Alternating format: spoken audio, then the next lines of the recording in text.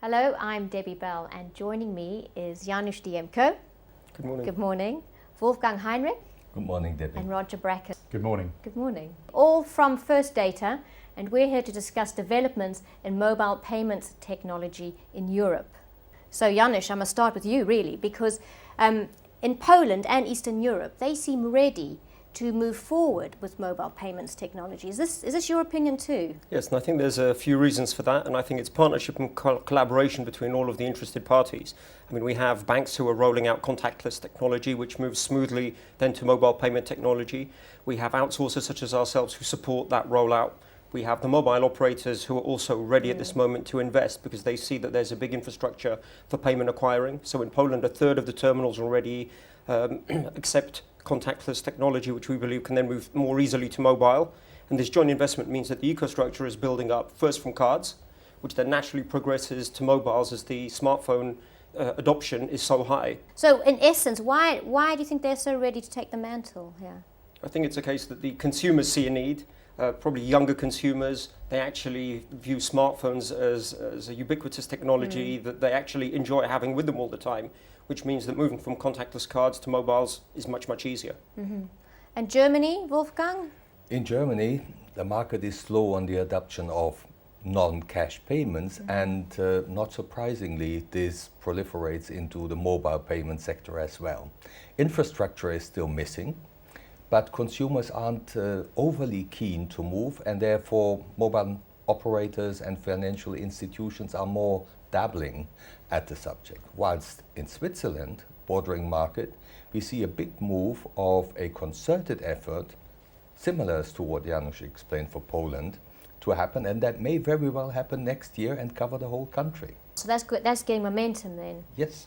Very interesting there. See good combination of need for some infrastructure replacement, but as well a keen population working with their smartphones, and the banks want to bring added services to their clients and be closer to them. So I believe strongly that this market will overcome the difficulties that sit within mobile payments. And how does the United Kingdom compare, Roger? Well, Debbie, I think it's probably somewhere between those two scenarios. I think in the UK we see a lot of test and learn going on. So we see a lot of pilot activity, we see investment in trying to understand consumer behaviour and to try to see what's sticking so that banks can figure out kind of what the next play is. And all of them are involved in different activity, be it mobile stickers, be it peer-to-peer payments via smartphones, be it some of the pilot activity around the Olympics that we saw that had very high profile. There are a lot of different activities. I think people don't want to be left behind because they see this could be a big transformational change in the industry.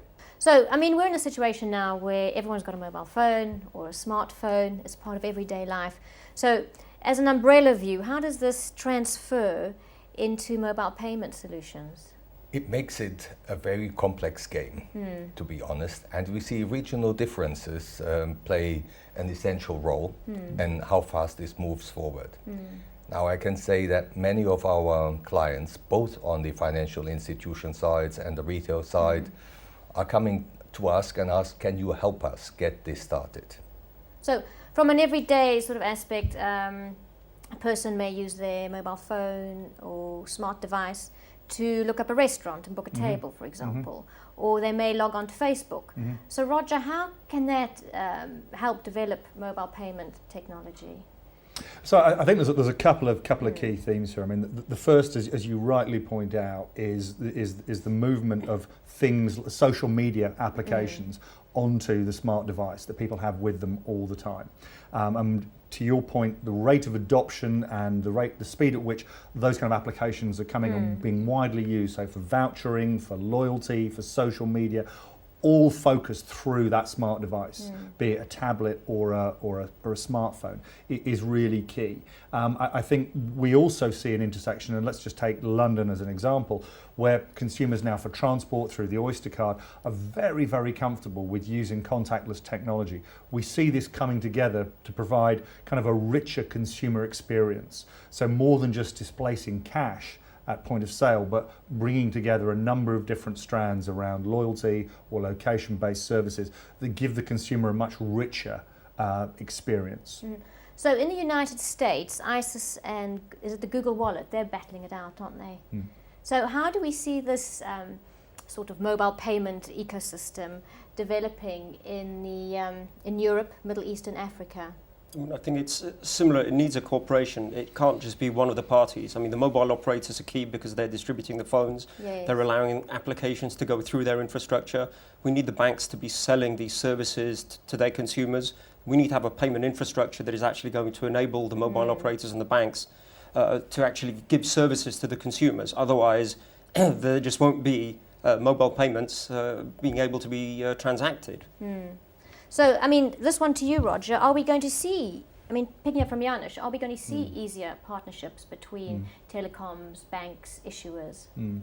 I think, you know, as Janusz says, this is a complex value chain, and you know, it's hard to see it working for the consumer without that level of collaboration.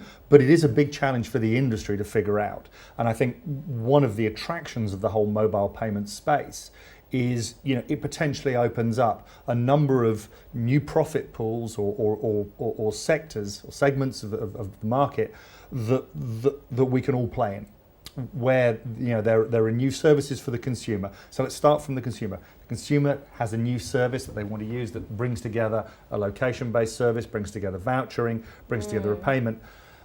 That potentially opens up some new profit pools for the industry to play in. So yes, it's a more complicated value chain, but the incentives are there for all the key players, as Janusz says, the issuers, the banks, the telecoms providers, to actually work together, because there's potentially a lot more money to be made in delivering this richer consumer experience. And is this something people are focusing on in terms of that region of Europe, Middle East and Africa?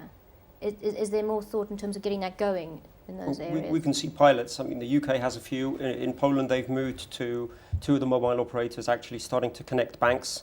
And they're also thinking that this isn't just transferring a card into a phone and having a payment app. I mean, it is everything that Roger mentioned. It is more about loyalty, discounts, geolocation-based offers that are given to us where we are at that point in time to incentivize us to go into a merchant. It is not simple.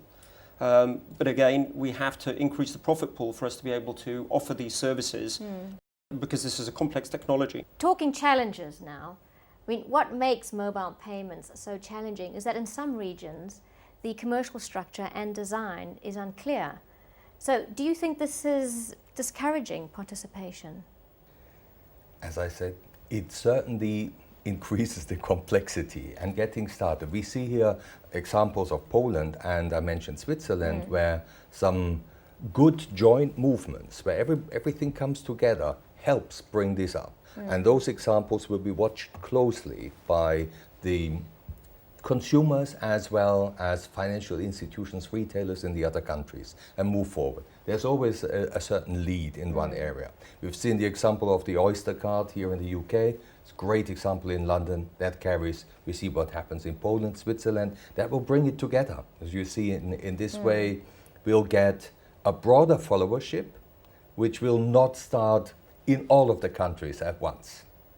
But with some good help and a little bit of standardization, we'll get there soon. Right, so exactly. So it's going to be a chain, isn't it, that's slowly developing. So let's think about the more traditional financial institutions. Some of them may want to do a fast follow strategy. What are the pitfalls they ought to look out for? You know, I think most of the banks recognise that they can't afford to be too far behind the curve on this. So I think most people would agree it's not clear how this is going to play out, but most people would also agree that this is potentially a big change, a transformational change, potentially a disruptive change in the way that payments works. So most people would agree they have to, you know, be involved in some way and be fairly close to what's going on. I think, you know, sort of building on that theme, if I may, Debbie, you know, it also enables, you know, First Data to potentially play a pivotal role here, because as an outsourcer, we've got the ability to invest in infrastructure, which, you know, even some very large banks may balk at if they were looking at investing purely for themselves. We've got the ability to, working across the region, to invest in infrastructure that can be shared and potentially avoids the potential pitfalls of an individual bank having to make a big investment which could be redundant in a couple of years' time if the path is a little different to the way we predict it to be today. So I think we have a big role to play here, and indeed, as Wolfgang was saying, many of our customers, both banks and merchants, are saying to us, help us figure this out. Help us figure out exactly where we should be working so that we can be a fast follower and leverage on some of your investment. So if we were to round this up now, what would we say that people new to the industry need to consider?